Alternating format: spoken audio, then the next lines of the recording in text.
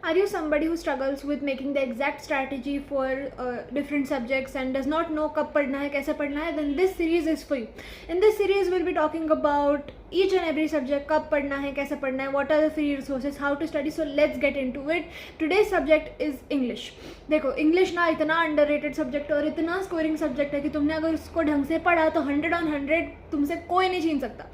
सबसे पहले आता है रीडिंग कॉम्प्रिहेंशन. रीडिंग कॉम्प्रिहेंशन पे I make a separate video, लेकिन अभी के लिए बेसिकली तुमको करना क्या है रीडिंग कॉम्प्रिहेंशन में. सबसे पहले तो पैसेज को एक बार ऊपर से पढ़ लो, उसके बाद क्वेश्चंस पे जाओ और फिर से पैसेज पढ़ो and then you can attempt it. ऐसा नहीं होगा कि तुमने क्वेश्चंस पढ़ लिया and then you will find that exact specific part of the passage और वहाँ से तुम आंसर्स लिख लोगे.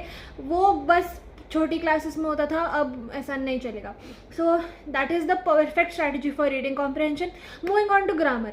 देखो यार, ग्रामर में ना तुमको रूल्स लर्न करके या फिर थियोरी पढ़ के कुछ नहीं होने वाला है. जस्ट गो ऑन यूट्यूब और Google and just type in selfstudy.com और वहाँ पे ना तुमको इतने फ्री रिसोर्सेज मिल जाएंगे ग्रामर के सब्जेक्टिव क्वेश्चंस प्रैक्टिस करने के लिए. कम से कम 50 से 100 क्वेश्चंस पर टॉपिक फॉर ग्रामर पढ़ के जाओ and then your grammar will become bullet proof.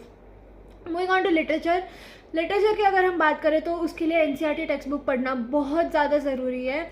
अगर तुमने हर एक चैप्टर कम से कम 5 बार नहीं पढ़ा है ना, तो तुमको इन टेक्स्ट क्वेश्चन या फिर बिटवीन द लाइन्स जो सिंबॉलिक मीनिंग पूछ लेते हैं या फिर इस चैप्टर को किसी और चैप्टर से रिलेट कर लेते हैं ना, वो क्वेश्चन तुमसे नहीं बनेंगे. इसलिए make sure that you are studying it very very properly और पढ़ो और अपना जो कैरेक्टर स्केच है वो बनाने का ट्राई करो मेन कैरेक्टर्स के लिए. उसके लिए also make a separate video. But ya, character sketches and figures of speech को बहुत अच्छे से ध्यान में रखो. And that was it for English. Follow for other subjects.